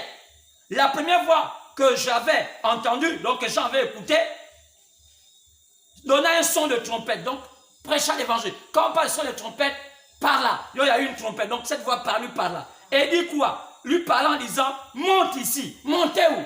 Elle devait monter au ciel. Et il devait le faire voir les choses qui allaient arriver dans la suite du temps. Mais quand Jean avait vu cela, à quel moment l'apôtre Jean était sur la terre? Regardez bien, l'apôtre Jean était sur la terre entre les années 60, 50, jusqu'en 90, à l'an 90, donc au 1er siècle. Donc l'apôtre Jean fut le dernier apôtre à mourir. Sur la prophétie de Jésus qui avait dit que celui-ci ne mourra pas sans voir ces choses-là s'accomplir. On lit dans la Bible que Jésus avait dit qu'il y a un des apôtres qui verra ces choses-là s'accomplir. Et Jean fut jeté à l'île de Patmos. Et ça l'île de Patmos où on mettait les grands brigands, où les gens pensaient que Jean allait mourir par les afflictions, par toutes ces choses. Nous, c'est pourquoi je vais dire, quels que soient les gens qui sont dans les prisons ce soir, si on vous a accusé faussement et que vous n'avez pas fait le mal, que ce n'est pas vous qui avez fait le mal et que vous êtes en prison, gardez votre cœur tranquille. Dieu lui-même sait faire ces choses. C'est le maître des circonstances et des temps. Il va vous sortir de là. Si quelqu'un vous a accusé faussement, voulant seulement vous faire du mal, un jour, cette personne va payer du fait que vous avez accusé faussement. Parce qu'aujourd'hui, il y en a beaucoup aujourd'hui qui utilisent la ruse, utilisent parfois la parenté des gens, et par rapport à leur parenté, par la fausseté de leur cœur, ils utilisent les mécanismes de voie publique pour mettre des gens dans la fiction, pour les faire du mal, pour les tuer, pour les faire ceci, cela. Mais cela ne reste pas sans être puni. Tous ceux qui font cela finissent par être punis. Parce que quelqu'un qui a un mauvais cœur, quelqu'un qui a un cœur voulant faire du mal à l'autre, malgré tout ce qu'il veut faire, Dieu finit par le punir. C'est pour ça que qu'aujourd'hui, il y a beaucoup de familles qui sont dans la forme de la souffrance. Parce qu'ils ont la jalousie dans leur cœur, parce qu'ils ont tout ce qui est faux dans leur cœur. Mais un enfant de Dieu n'a pas la jalousie dans son cœur. Un enfant de Dieu est sincère. Un enfant de Dieu est quelqu'un de propre. C'est cela. Alors, je disais que Jean, on l'a envoyé à l'île de Patmos, disant qu'il va mourir là-bas. Mais Dieu avait dit que Jean ne devait pas mourir sans voir toutes ces choses-là. Alors, donc je disais que c'est ainsi. Donc Jean était mis à Patmos, mais on voulait le faire tuer, mais Jean était sur un signe où aussi longtemps qu'il n'avait pas encore accompli ce dont Dieu avait programmé dans sa vie. Donc la prophétie de Jésus-Christ Jean n'allait pas mourir. Quel que soit ce qu'on avait fait à Jean, quel que soit ce qu'on avait mis à Jean, à l'île de Patmos, là on mettait les plus grands brigands. Je te dirai aussi, toi, que aussi longtemps que tu n'as pas encore accompli ce pourquoi Dieu t'a envoyé sur la terre, quel que soit ce que les gens peuvent penser, tu ne mourras pas. Parce qu'il y a quelque chose que Dieu a prévu dans ta vie. Même si il y a tous les sorciers du Gabon, du monde, de l'Afrique, tous les marabouts possibles, quelle que soit la conspiration, même si c'est avec le fusil physique, même si c'est des fusils mystiques, tu ne mourras pas parce qu'il y a quelque chose que Dieu a prévu pour toi. Alors Jean devait arriver à cela. Donc Dieu a dit à Jean, vois, je te fais voir les choses qui vont arriver à la suite du temps. Et aussitôt, Dieu ravit en esprit Jean. Quoi? Pour voir les événements qui étaient programmés à la suite du temps. Après leur départ, qu'est-ce qui allait se passer jusqu'à ce que le monde prenne fin? Parce qu'il était prévu que ce monde-là, un jour, allait prendre fin. Alors, même si les gens ne croyaient pas que le monde prendra fin, parce qu'il est dit, selon 2 Pierre, que ce monde prendra fin, les gens ne croyaient pas à ça. Et ils disent que ça fait combien d'années cela a été programmé que le monde prendra fin. Mais, vous savez, même au temps de Noé, c'est la même chose. Les gens disent que ce n'est pas possible, le monde ne prendra jamais fin. Mais si Dieu dit que ce monde prendra fin, ce monde prendra fin. Personne ne va empêcher ce monde de prendre fin. Et les signaux nous montrent que ce monde est sur le point de prendre fin. Les gens sont allés s'amuser. Où vient le coronavirus? Pourquoi le coronavirus? Pourquoi seulement en Chine? Quel est le lien du coronavirus avec la Chine? Vous voyez, les gens parfois ne voient pas des signes. Les signes parfois nous montrent que nous sommes... Il faut connaître, lire les signes. Et Jésus a-tu réprimandé l'humanité du fait que les gens sont aveuglés des signes? Et les gens qui connaissent ces signes sont bien avertis pour savoir que ce monde est sur le point de prendre fin. Maintenant, vous vous amusez. Pourquoi? Parce qu'on a un peu d'argent en banque, parce qu'on a une petite voiture, parce qu'on a une petite cabane, parce qu'on a une petite maison climatisée, parce qu'on a une petite maison, je ne sais pas comment, parce qu'on a un petit rang social mieux. Et cela vous fait ignorer que ce monde prendra fin. C'est Satan qui va vous surprendre, mais sois-en sûr que ce monde prendra fin. Même si tu as des rangs les plus élevés, même si tu es président, même si tu es ministre, même si tu es directeur, je ne sais pas de quoi j'en pense, même un jour ce monde prendra fin. Amen. Ça peut être ce soir, comme ça peut être demain. Alors, soyez prudents. Quand il est dit qu'il viendra comme un voleur, amen. Si même les églises continuent à vous embrouiller, il n'avait qu'à continuer à vous embrouiller. Un jour, vous serez surpris. Alors, il ne pouvait pas faire prendre fin à Jean aussi longtemps que ça, la prophétie sur Jean n'était pas encore accomplie. Ce monde-ci aussi ne peut pas prendre fin si on ne connaît pas, si on ne voit pas l'accomplissement de toutes les prophéties. Il y a des prophéties qui ont été publiées par des saints prophètes qui devaient nous indiquer à quel moment la terre devait prendre fin. Donc c'est pourquoi un vrai pasteur qui devait vous prêcher les balivernes pour vous distraire. Parce qu'aujourd'hui vous vivez comme des gens qui sont habitués à entendre un diseur de bonne aventure avec le mensonge. C'est ça le Gabonais. Vous êtes déjà habitués à écouter le mensonge et ça vous êtes nourris du mensonge et ça vous donne les espoirs. Et lorsque les malheurs vous frappent, vous êtes surpris des malheurs. Alors que les malheurs là sont déjà avertis. Lorsque Satan dit que le Gabon il n'y a que quelques temps pour son jubilé, il n'y a que quelques temps qui reste, les Gabonais disent pas combien de temps? Ah, ça c'est un menteur pour faire qui parle. Donc, vous êtes prêts à aller écouter des balivernes des politiciens, les balivernes, des fake news, les activistes, tout cela. Ils sont vos prédicateurs d'aujourd'hui. Même des pasteurs sont devenus des activistes. Et vous suivez ça. Vous savez c'est la distraction. Lorsqu'on regarde nos vues, nous on n'a parfois que 40 vues, alors que les activistes ont parfois 3000 vues, 5000 vues. Les abonnements, je demande seulement d'avoir au moins 100 abonnements. Les gens ont du mal à s'abonner parce que les gens sont habitués à être dans le mensonge. Les gens sont nourris par le mensonge. Les gens veulent ici que je fasse du ngangaïsme, je veux que je fasse le charlatan pour dire, oh voilà, je vois en toi, ton grand-père t'avait mangé, je vois une sirène, je vois Mami Wata. Toutes les balivernes là, même si on vous presse la vérité, vous ne croyez pas. Et vous suivez le mensonge. Donc vous êtes mort dans votre cupidité. Mais je vous dis aujourd'hui, sortez de cette cupidité. Si tu es déjà habitué à écouter ce genre de choses là, oh non, le coach du sexe, le coach de ceci, ça c'est seulement la chose que vous aimez à écouter. Coach en sexe. Coach en ceci, comment sortir un homme, comment sortir une femme, comment faire ceci, comment faire les cheveux, comment faire les dents, comment, c'est tout ce que vous voulez, mais votre âme vous ne voulez pas. Le diable entre vous distrait. Donc même les vieilles mamans qui sont déjà, peut être des vieilles mamans, des vieilles cocottes, à garder les petits enfants, sont en train de se farder les visages, se farder les bouches, mettre ceci, mettre cela, en espérant encore quelque chose, au lieu de se maintenant à garder leur petit-fils. Donc, vous voyez, elles deviennent comme des vieilles tortues. Avec des, vous voyez, regardez une tortue un peu comme elle est. Mais c'est dommage. Alors, l'auteur est venu de se remémorer un peu, de prendre conscience de là où vous partez. Sinon, vous serez surpris de la vie. Alors, bien-aimés, je disais, Jean ne devait pas mourir. Et il y a des prophéties qui sont propres pour que ce monde-là après puisse prendre fin. Vous êtes normalement dans l'obligation de les connaître. Amen. Et de savoir à quel temps nous sommes. C'est important. Tout véritable enfant de Dieu est censé connaître l'horloge de Dieu et connaître à quel temps nous sommes pour savoir mieux se préparer. Qu'à de vivre comme des insensés, comme des hommes qui n'ont pas de cerveau. Alors, Jean, on lui dit, monte ici, je te ferai voir des choses qui doivent arriver dans la suite des temps. Alors, bien-aimés, si on peut avancer, que dit Romains? Romains chapitre 11, partant du verset 25. Romains 11, 25 nous parle de l'aveuglement d'Israël. Pourquoi Israël devait être aveuglé? Je vous ai dit qu'Israël représentait le peuple de Sem. Donc c'était les Juifs. Mais il arrivait un temps qui devait être aveuglé. Pourquoi? Parce qu'il fallait un moment arrêter leur temps pour que Dieu aille un peu voir le salut des païens qu'on appelle les nations. Donc il fallait aveuglement.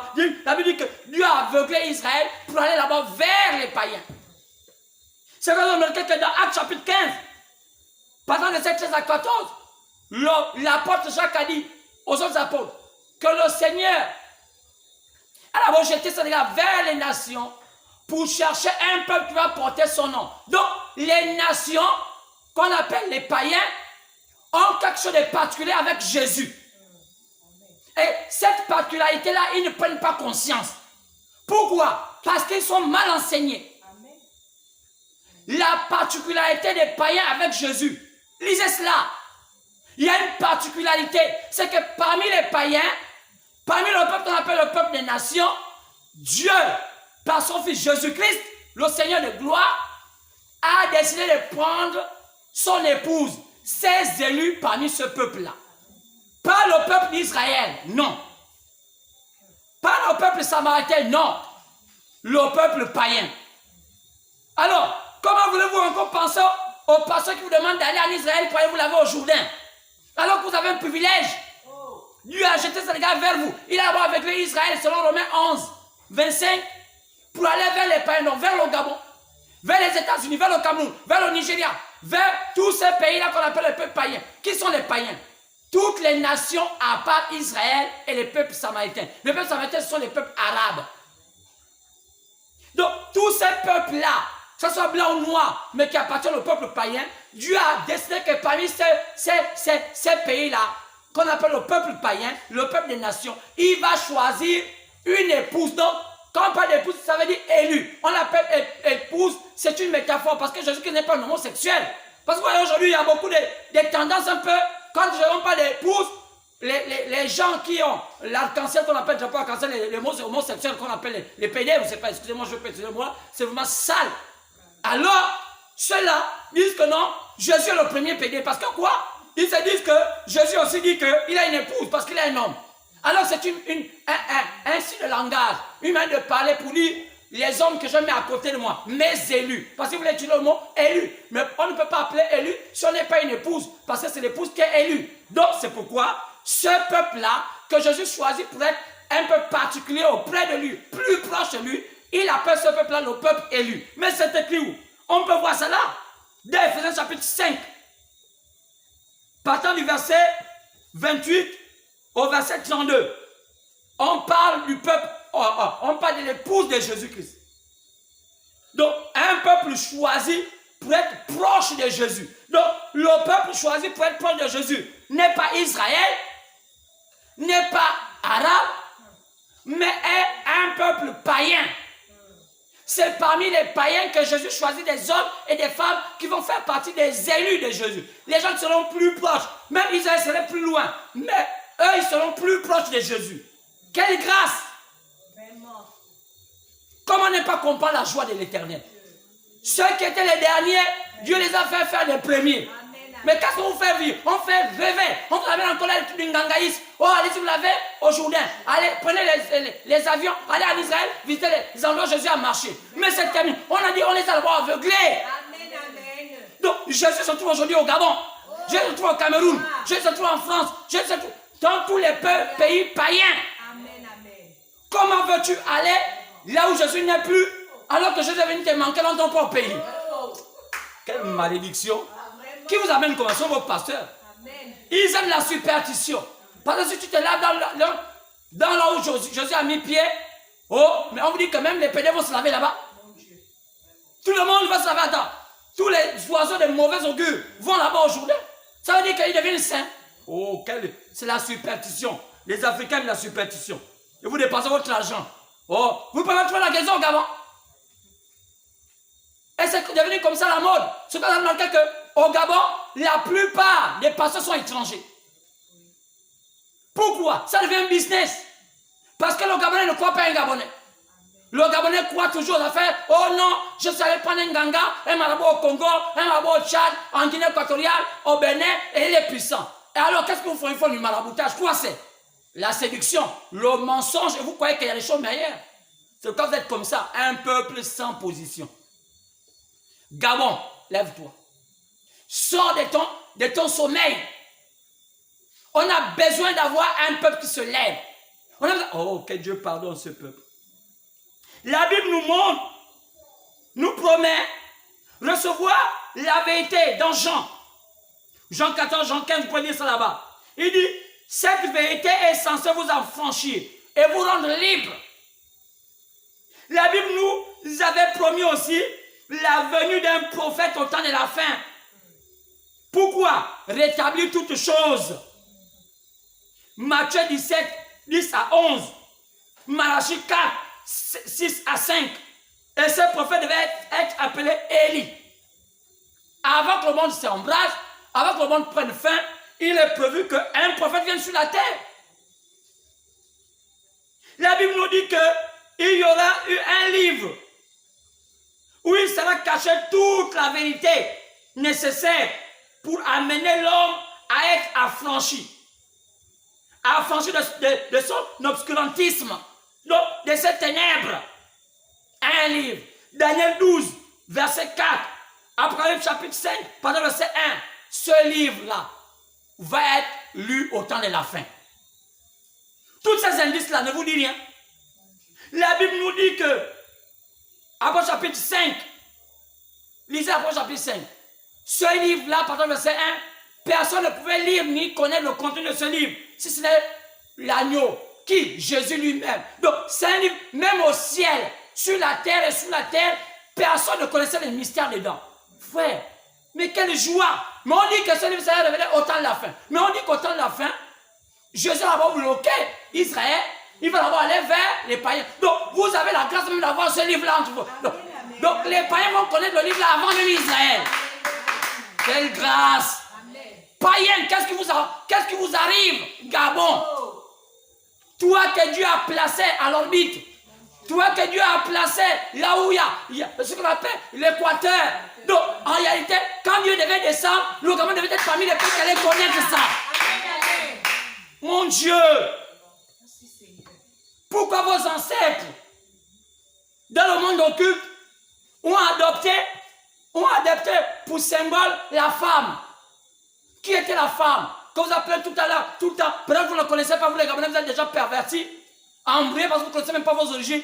Ce qu'on appelle une zone, ce qu'on a mis aujourd'hui dans vos armoiries, qu'on appelle la femme allaitante. Cette femme-là, qu'on appelle chez les langues qu'on appelle les Simba, comment on appelle les Okandé et les pauvres, on appelle les Inzona, on appelle ça l'Inzona. Qui est l'Inzona?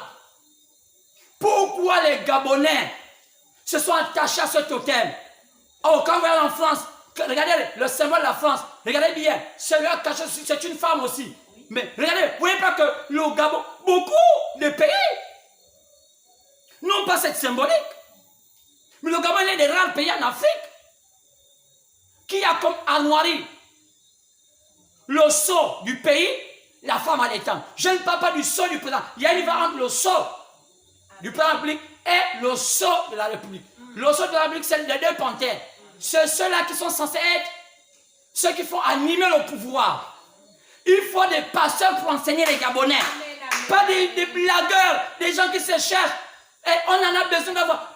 Qu'on arrête. Nous sommes au temps de la fin. Tout doit être ouvert. Bon, on sait qu'on ne donne pas aux insensés les choses des grands.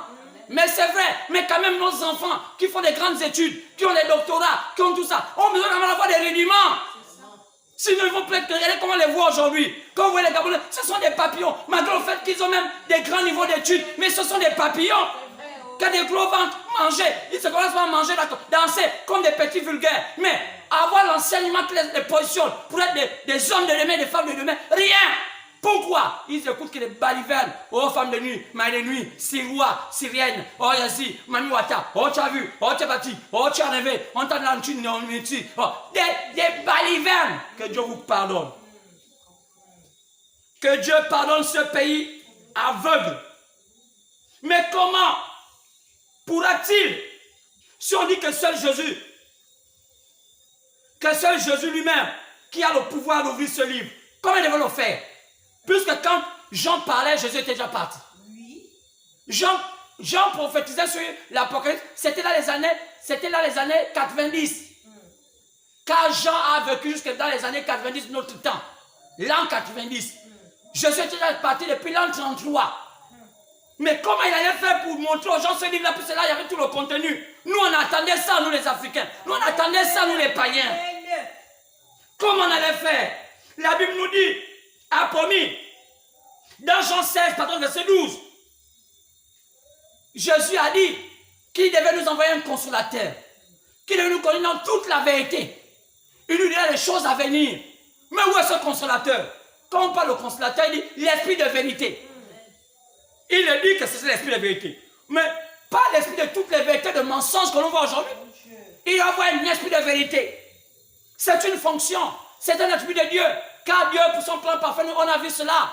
1 Jean 5, pendant le 7 à 8, que Dieu a trois fonctions qu'il met en exergue pour faire accomplir son plan parfait. Les trois sont en accord. Pas un, mais ils sont en accord. Mais c'était le même personnage, devait être un. Mais on dit ils sont en accord. Donc, ce que fait la fonction du Père, c'est ce que va s'accorder avec ce que fait la fonction de Fils. Ce que fait la fonction de Fils, ce qui va s'accorder avec ce que fait la fonction du Saint. Ce sont des attributs, ce sont des fonctions. Mais qui peut animer cette fonction-là si ce sont les humains? Car Dieu ne fait rien sans avoir révélé son secret à ses serviteurs. Les prophètes. Qui a un prophète? La bouche de Dieu. Amen, amen. Toujours, la Bible nous dit, la Bible a promis dans Jean, et dit cela, que le consolateur viendra, nous connaissons toute la vérité, conduit toute la terre, le monde entier dans toute la vérité. Mais la vérité sur quoi? Sur tous les mystères restant en suspens. Il y a tellement de choses qu'on devait connaître. Oh, il y en a tellement. Je ne souhaitais même vous montrer cela. Par exemple, quel mystère? Quelles des choses que nous ne connaissons pas? Si on parle aujourd'hui, parlons d'abord de quoi un mystère. C'est quoi un mystère? C'est quoi un mystère?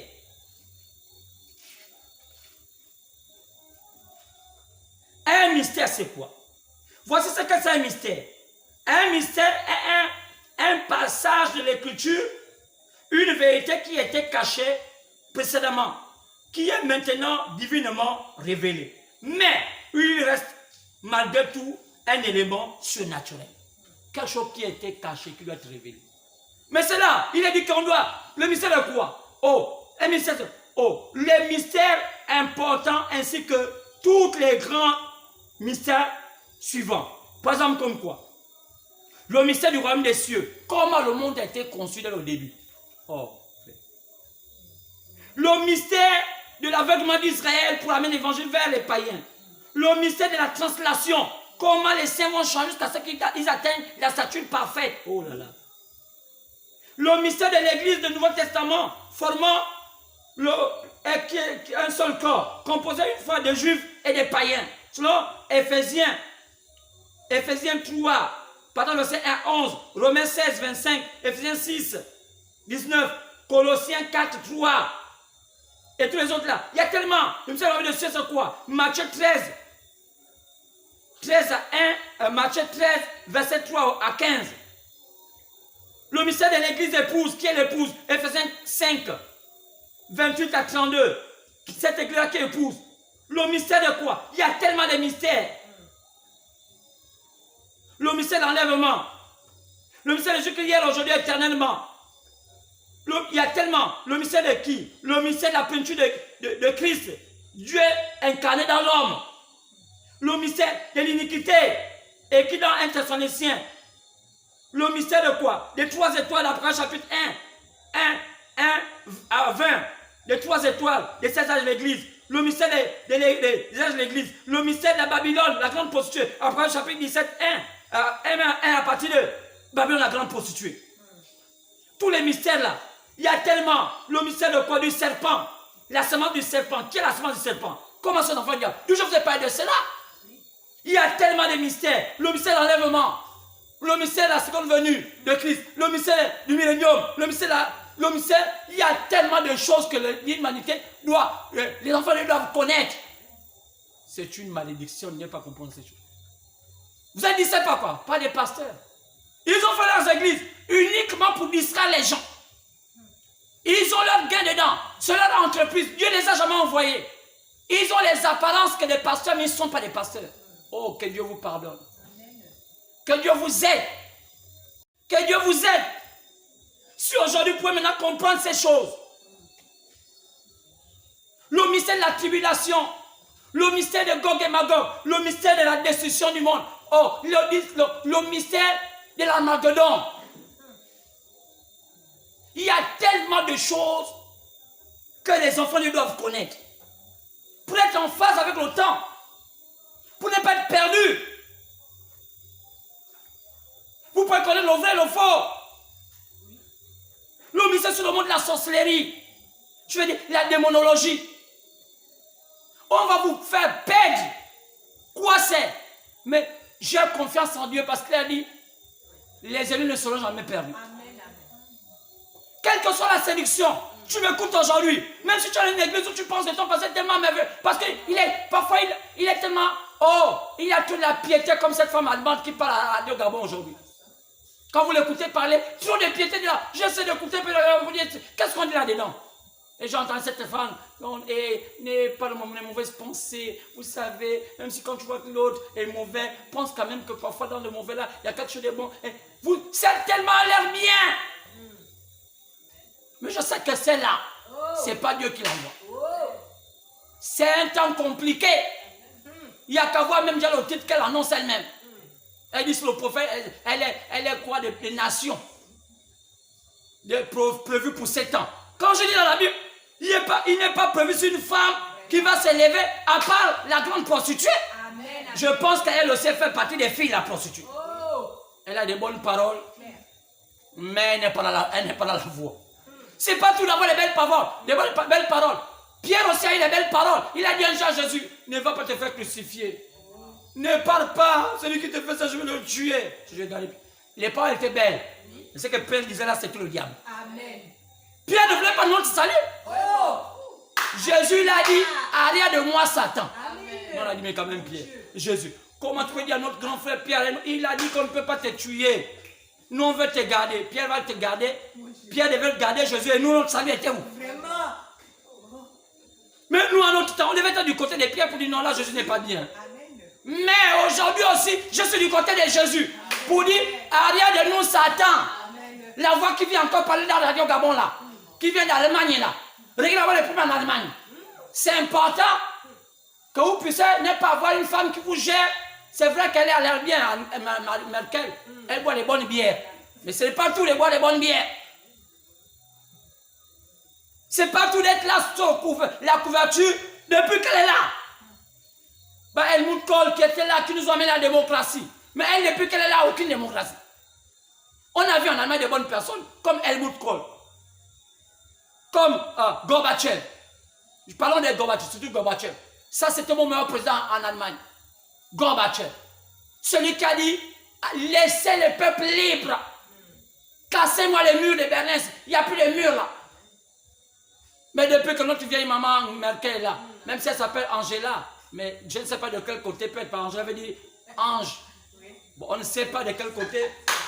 Si c'est du côté, je ne vais pas dire, mais elle-même me connaît. Alors, bien-aimés, c'est pourquoi je disais, tous devaient révéler tout cela. Il y a beaucoup de choses qu'on les connaître. Le mouvement du communisme. Comment le communisme devait prendre le contrôle. On a vu la famille, la Bible nous montre dans le chapitre 17, que le communisme était entre les mains de Dieu.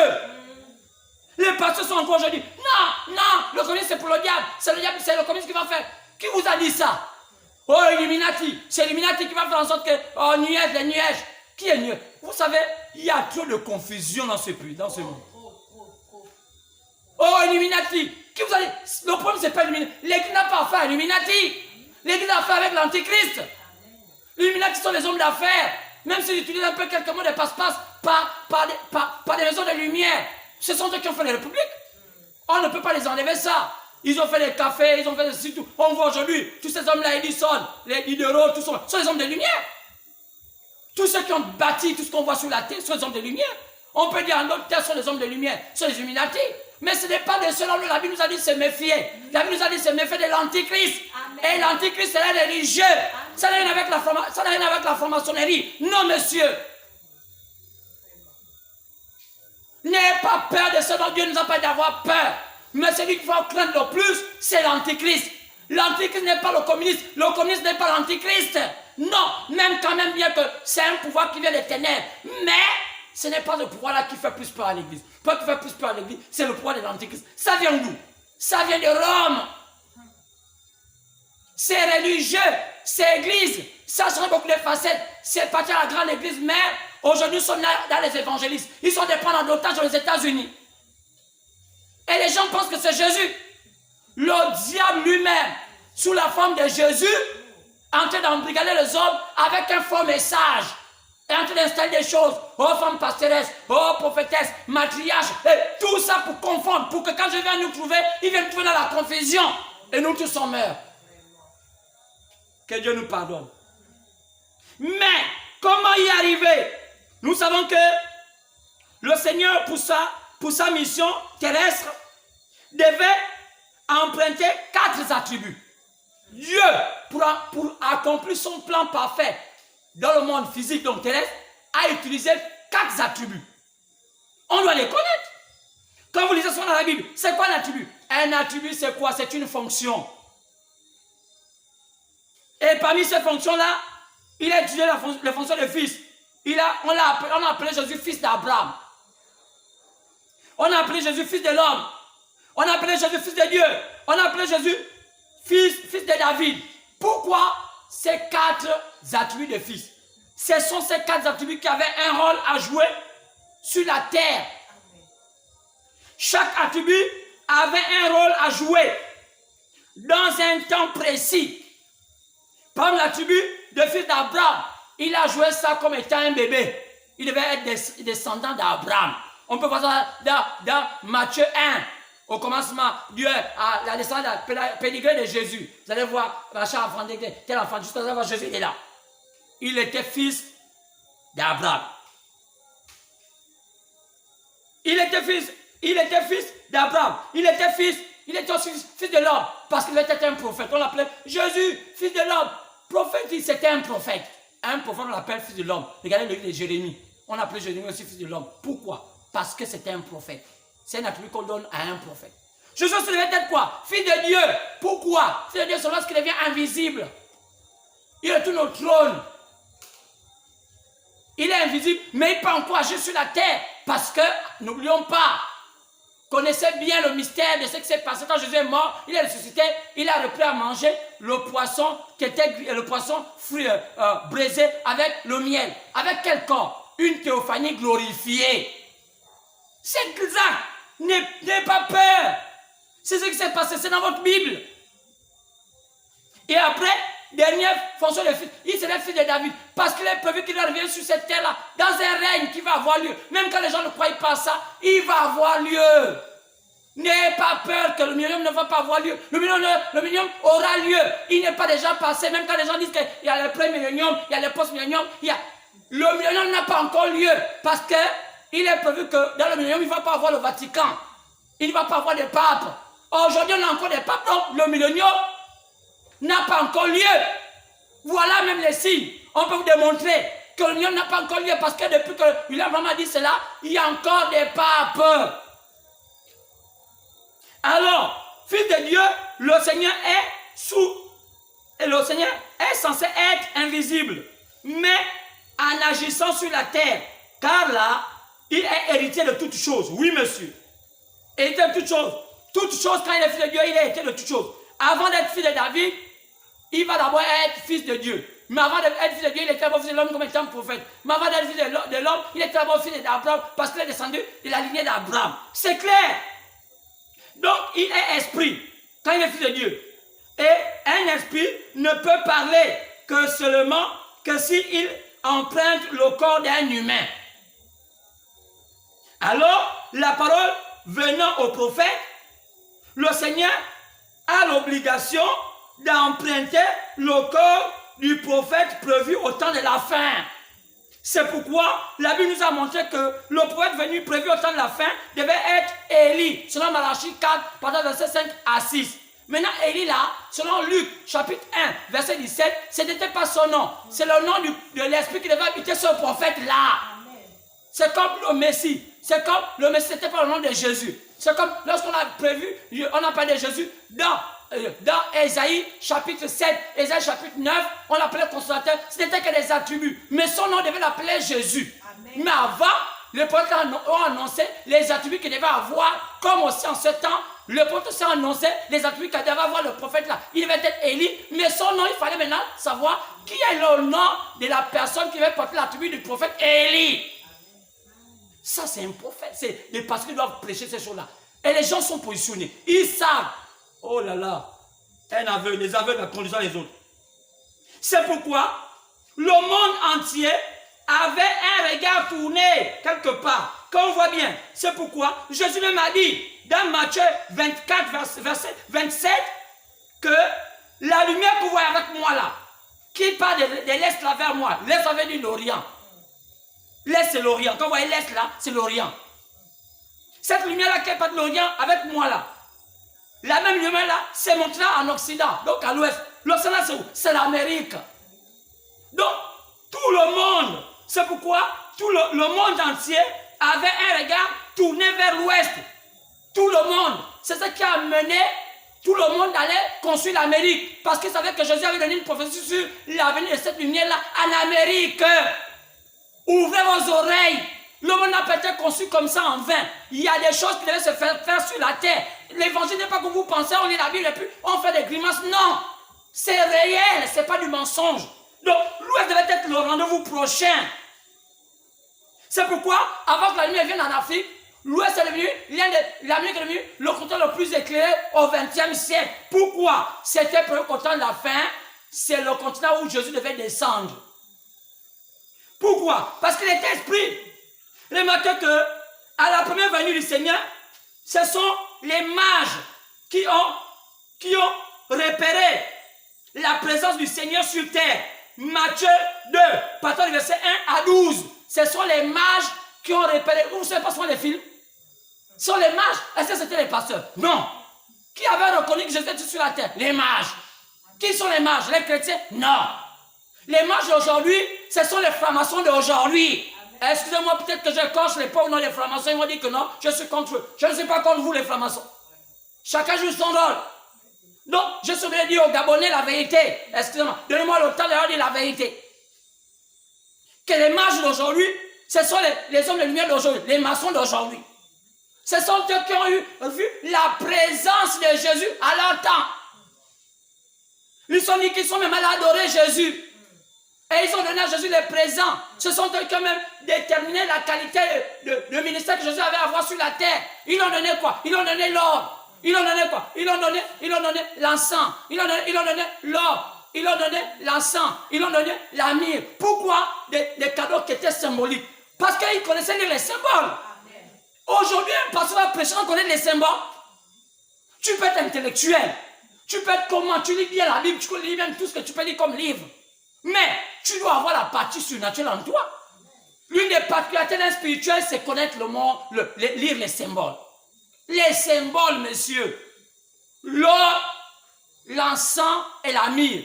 L'or, la divinité, l'encens, le service du rituel, et la myrrhe, la mort. Donc, cet homme-ci, c'est Dieu qui est venu dans le service pour mourir. C'est clair. Qui avait donné ça, les mages? Regardez encore les mages de notre jour, qu'est-ce qu'ils nous disent? Oh non, Illuminati, vous suivez trop la télévision, on vous distrait. C'est ce qui a amené les mages modernes. Qui sont les mages modernes aujourd'hui? Je veux dire, ils sont des francs-maçons. À dessiner sur le dollar américain quelque chose pour nous annoncer où allait venir Jésus. Regardez le dollar américain. Les mages modernes, qu'est-ce qu'ils ont fait? Ils ont dessiné dans le dollar américain quelque chose. Voilà, c'est ça. Pourquoi ils ont dessiné ça? Regardez bien là. Pourquoi ils ont dessiné le dollar américain? Ça, c'est un dollar américain. Pourquoi ils ont dessiné ça? Cet œil-là avec la pyramide là. Qu'est-ce que ça voulait dire lorsqu'ils ont fait l'Amérique? Je vous ai dit qu'ils sont allés en Amérique parce qu'ils savaient qu'il y avait une promesse venant de Jésus. Quoi? Des spirituels n'ont pas de frontières. Ils suivent les hommes les plus élevés. Aujourd'hui, le Gabon, on ne vous suivra pas, vous les petits Gabonais. On suit ceux qui sont éclairés. C'est pourquoi ce sont les éclairés qui vont diriger le Gabon. Les maboules qui sont dans les quartiers pour boire le vin, fumer le champ, et les critiques et tout cela, vous allez toujours rester dans vos maisons en train de chercher toujours avoir la prime et le travail, et gratter la tête à parler aussi, demander un peu d'argent à vos parents qui sont parfois dans ce milieu éclairé. Vous nous persécutez, vous nous insultez les gens. Oh non, moi vous partez vous référez à ces hommes-là qui sont dans les clubs, les loges. Mais pour ça, les mêmes a dit dans les églises, nous maudissons, nous faisons ceci. Aujourd'hui, ils ont décidé qu'il n'y ait pas d'église. Pas d'église. Nous sommes là dans les maisons. Nos pasteurs disent qu'on va faire la révolte. Quelle révolte? Quelle révolte? Ils ont voulu faire qu'ils ont ce même petit orgueil pour rien. Ils ont voulu commencer à dire que nous on va faire ça, on les a appelés au B2. Au Gabon, chez nous, c'est au B2 qu'on les a appelés. On les a dit que si vous comptez encore votre révolte, que vous ne maîtrisez même pas le lieu là que vous priez, nous, on vous dit qu'il y a un corona. Oh non, c'est pas vrai, le corona n'est pas vrai. Mais que vous dites que le corona n'est pas vrai? Oh non, c'est m'a dit inventé. Le Gabon va inventer. Hein. Le Gabon ne veut pas partir au Conseil des Nations. Si elle pas le corona, on devait avoir l'argent qu'on est en train de gagner là. Alors je dis notre argent, bien nous paye. D'autres qui ne sont pas payés, ils sont payés par les familles. Parce que chaque Gabonais, quand il a un salaire, il se montre toute la fois, il faut donner un mois, 10 000, il m'a chacun 100 000. Bien sûr, on n'a pas beaucoup, 10 000, 20 000, 200 000, même 5 000, ça suffit. Ou bien on nourrit les familles, on a même 100, on garde le petit-fils, le neveu, jusqu'à ce que l'enfant, même si l'enfant a 50 ans, on les garde, jusqu'à sa vieillesse, jusqu'à ce qu'il meure en terre. Parce que soit au Gabon, l'enfant meurt, le papa encore vit. Donc c'est un peu comme ça. Avec quoi? Avec le salaire là. Donc, la bouche qu'on fait aujourd'hui, l'espoir n'est pas des églises. L'espoir est de Jésus-Christ. Aussi longtemps que les Gabonais ne seront pas affranchis en connaissant qui est le véritable Jésus, ils vont continuer à être comme ils sont là. Parce que quoi? Le monde n'est pas géré par des petits hommes. Le monde n'est pas géré par des petits mesquins, des gens qui ont des petites idées. Oh, c'est pourquoi je vous ai fait comprendre que les hommes de lumière sont partis, ils ont dessiné le dollar américain, je vous ai montré ça. Un œil, pourquoi? On peut lire ça. Ce n'est pas moi. On peut lire ça. Ils ont dessiné un œil. Ça symbolise quoi? Lisez 1 Samuel chapitre 9, partant verset 9. L'œil là symbolise le voyant. 1 Samuel 9, 9. Le voyant symbolise quoi? Je parle en symbole. C'est dans la Bible. C'est un voyant. Le voyant symbolise quoi? La Bible dit que le voyant là c'était un prophète. Comment on dit parler de prophète? Un prophète symbolisé par un œil. Donc, les mages modernes est en train de dire que dans ce continent et dans ce pays-là, naîtra un prophète. Qui c'est? Il y en a qui ne connaissent même pas Jésus, hein? Mais qui ont, avant même la venue de ce prophète, avaient déjà donné un décès. Quand ce pays-là a été écrit dès l'Amérique devient indépendante, depuis quand? Depuis juillet 1776. Le peuple n'était même pas en connaît, même pas dans la pensée humaine. Mais pourquoi ils connaissent ça? Mes frères, lisez l'histoire des mages avec Jésus. Ils suivaient une étoile. Comment ils savaient qu'on savait lire les étoiles? C'était quoi le message sur les étoiles? Mais c'était le zodiaque. Connaître la volonté de Dieu par les étoiles. Mon Dieu. Hé, Gabonais. Oh non, je vais être président. Tu t'es d'abord examiné. Pas parce que tu es blanc. Chez nous, on peut avoir un chinois. Attends, vous pensez que... Là, excusez-moi, je ne l'ai pas dit un secret ici. Vous allez comprendre pourquoi vous choisissez des faux candidats. Vous choisissez des candidats qui ne vont jamais être élus. Dès qu'on les voit, les hommes des étoiles là regardent, pas lui. Nous, on le voit bien. Mais eux, ils connaissent cette chose-là. Comme ils ont vu Jésus bien. Si c'était nous, on allait appeler qui est Jésus. On allait dit que c'est le bébé d'Hérode qui était Jésus. Mais les mages ont dit, pas question. Le Messie, c'est celui qui est né sous une table.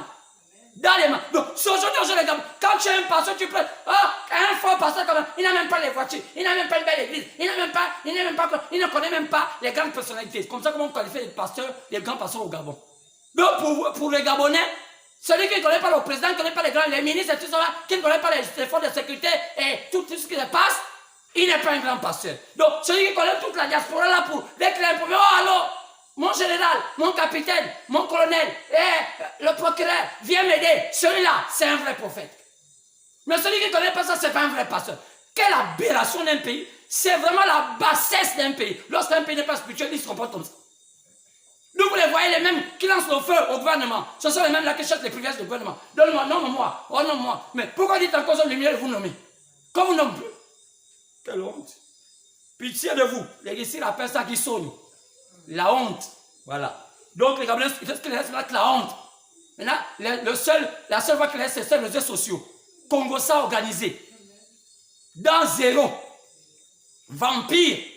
Congo ça vampireux. Donc, selon les chercheurs, le 20e siècle était censé être la fin de temps. Ce sont les chercheurs qui ont compris comme ça. Il n'y a plus rien. Un homme disait, quand nous avons bâti les œuvres, ceux qui ont fait la lumière, avec Edison, je suivais ça. On a bâti des œuvres. Toutes ces choses-là, on les voit, les monuments, on les voit. Mais ça ne va pas perdurer. Car l'œuvre qui perdure, c'est une œuvre invisible. Mais c'est cela. C'est l'œuvre qui est dans la pensée qui perdure. On peut bâtir des grandes maisons, mais le Gabon va être un grand pays si la pensée du Gabonais change et rime avec la pensée du 21e siècle. Oh mon Dieu, que Dieu pardonne ce peuple aveuglé qui ne connaît pas leur prophète. Donc au temps de la fin est censé venir au 20e siècle. Quoi? Si c'est le temps de la fin. La fin de quoi? La fin du monde? Non. Le temps de la fin, c'est la fin d'un cycle. Parce que la fin du monde vient après le millénium. N'oubliez pas ça. C'est la fin du monde, on l'habite pas ici, c'est la fin d'un cycle. Mais après, on doit rendre un autre cycle qu'on appelle le millénium. Après le millénium, maintenant on a la fin de toutes choses. Donc, c'est la fin d'un cycle. On a un nouveau cycle. Donc, c'est le temps où on est censé voir venir un prophète dont il était dit Élie. Comment le reconnaître? Premièrement, qu'est-ce qu'il va faire cet Élie? La première chose qu'il va faire, c'est de restaurer les bêtises de l'Église. La restauration de l'Église. Depuis le 1er siècle jusqu'à aujourd'hui, l'Église n'a fait qu'avaler les bêtises. Et on va en parler. Quels sont les balivernes que l'Église a avalé? Tout ce qu'on avale aujourd'hui dans l'Église là. Vous sentez Satan devenir notre maître. On va voir comment Satan a pu être devenu maître de l'Église. C'est pourquoi un prophète arrive au temps de la fin. Chaque fois qu'un prophète vient, c'est pour dissiper la fausseté. Restauration de l'Église. Deuxièmement, pour faire la rencontre avec le Christ. Oui. Pourquoi? Parce que frère, s'il ne veut pas la rencontre avec le Christ, lorsque le Christ est fils de Dieu, invisible, qui va nous transmettre la connaissance qui est écrite dans le livre des 7 sceaux? Frère, donc, ne pas connaître ce prophète, c'est la malédiction. Il y a le livre qui est dans puissant, tout puissant. Dieu a dit, faisons à notre image, à notre ressemblance. Qu'est-ce que Dieu a prévu pour toi pour être aussi fort? Si aujourd'hui tu n'es pas encore mort, c'est parce que tu verras voir l'accomplissement de ce qui va se passer au 21e siècle. C'est le siècle des vainqueurs, des hommes durs à courir. N'aie pas peur. C'est ton siècle. Si tu vis encore, c'est ton siècle. Le 21e siècle, les gens ont voulu voir cela. Donc, deuxièmement, qu'est-ce que cet Élie doit faire? Il doit faire en réalité la rencontre avec le Christ. Afin que le Christ puisse l'instruire sur tous les mystères qui étaient dans le livre des 7 sceaux. Sinon, comme il est le seul prophète, Dieu ne vient qu'au prophète. Ce qui introduit l'Église dans sa phase de translation qu'on a dit dans 1 Thessaloniciens chapitre 4, verset 14 à 17, l'Église doit avoir une forme de translation, le changement. On va quitter l'état bassesse à l'état de vainqueur. C'est vrai, la translation, c'est un changement. On va changer jusqu'à ce qu'on atteigne l'éternité. Afin de sa disparition, selon 1 Corinthiens, chapitre 15, il est dit qu'à un clin d'œil, l'Église va disparaître. Les élus vont disparaître. Oui, monsieur. Pour ne pas passer par la tribulation, ça arrive. La Bible dit qu'il y a une tribulation sur la terre. Après nous a parlé de cela. Et allez tout droit dans les noces. Après chapitre 19, verset 6. En passant par l'enlèvement. Quoi? La translation. Frère, un chrétien qui ne va pas subir la translation, tu es mort. Oui, monsieur. Mais c'est clair. Il faut la translation. Mais ça vient comment? Par la pure parole qui va être prêchée. Ton âme va commencer à faire subir à ton esprit un changement. Tu ne sais plus la même femme. Tu ne sais plus le même homme. Les choses anciennes seront passées. La translation en marche sur toi. Quoi? Quelqu'un qui a reçu le droit de roi. La pure parole. Pas la falsifier. Par un enlèvement. Pour parvenir où? Au millénium. Là où cette fois-ci, Jésus ne serait plus fils de Dieu, il serait maintenant fils de David. Pourquoi David? Parce que David était un roi, héritier du trône. Ce monde-ci, il y aurait un temps où ce temps serait le millénium. Je vais vous démontrer. Je vous dis que c'est un message qui va venir. On va aller doucement, doucement. On va voir chaque point. Oh, que Dieu vous aide. Vous qui pensez que vous êtes dans le millénium, vous vous embrouillez. Nous ne sommes pas encore là. C'est un temps réel. Avec le Seigneur lui-même. Oui, en tant que fils de David. Donc, après avoir connu tout ça, on peut sous le contrôle du messager. Après avoir connu tout ça, on peut sous le contrôle du messager du temps de la fin, donc le prophète venu là, révéler le plan du salut du peuple des nations appelés les païens. C'est un plan réel. Et tous les événements liés à leur prophétie. Nous allons commencer par le début jusqu'à ce jour. Quoi? Le parcours de l'Église chez les païens, donc appelés les nations, dont les gentils, depuis le premier siècle jusqu'à nos jours. Du premier siècle jusqu'à nos jours. Les différentes étapes que cette Église a traversées et les acteurs que Dieu a utilisés pour animer ces étapes-là. Parce que toi aussi tu fais partie des acteurs là. Prends même en miniature. Tu es aussi un acteur là. Si aujourd'hui tu viens encore, tu as une partition à faire. Dans un orchestre, chacun a quelque chose à faire. L'autre tape la batterie, l'autre. Mais tu peux aussi faire quelqu'un qui n'a pas de ça fait le goût du rythme. Donc ne pense pas que Dieu t'a créé pour rien. Tu as un rythme à faire. Tu as une chose à faire. Aujourd'hui, je te demande de connaître celui qui va te guider comme dans une forêt pour te dire quelle est la place que tu dois avoir dans le corps de Christ et comment y entrer. C'est pourquoi je te demande, on se revoit vendredi, Dieu voulant. Que Dieu te bénisse. Que Dieu te bénisse. Que Dieu te bénisse.